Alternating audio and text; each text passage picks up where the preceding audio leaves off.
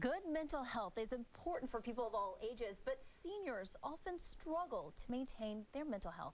Licensed professional counselor Dr. Bill Baker is here with us today to tell us how seniors can make it a top priority. Thank you so much for joining us. Oh, Honora, glad to be here. What are the most common mental health issues that you see among seniors? Well, I am very, very concerned about the mental health of our seniors because an estimated 15% of adults over the age of 60 struggle with some form of mental health issue. The most common problems would be depression, anxiety, and dementia. In fact, that percentage is probably higher because these kinds of issues tend to be underreported, underdiagnosed, and undertreated. What seems to trigger these mental health issues? Is it situational things like how they're living or genetics? I mean, what causes these? Well, the situations really come into play. When we think about the unique challenges that we as seniors face as we journey along the later years highway, we think about the losses that we incur, the loss of physical health, the loss of personal independence, the loss of income, which usually means a decrease in our standard of living. There is more bereavement because more and more of our family members and friends leave us in death. Sometimes there's decreased social interaction, which can lead to isolation and loneliness.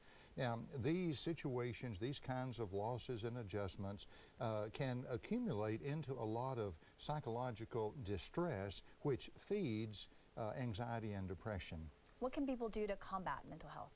Oh, that's a great question. Time does not allow for much here, but let me suggest 4 key components. The first component is attitude. We need to enter into the senior adult phase of life with a positive attitude, a positive outlook that includes realistic expectations and a good sense of humor. The second component would be activity. We as seniors need to practice a lot of exercise in terms of physical, mental, social, and spiritual activity. The third component is awareness, staying alert to signs and symptoms of things like anxiety, depression, or dementia. And the fourth component is access. When we see those signs and symptoms, we need to access professional resources for appropriate assessment and treatment. Treatment usually consists of a combination of medication and some good therapy. Now, these components, Honora, do not necessarily guarantee good mental health among seniors, but they can help us be on track and promote good mental health as we travel along the highway of the later years. So 4 A's. I think that's something that people can remember. Thank you so much for joining us, Dr. Baker. Always glad to be here.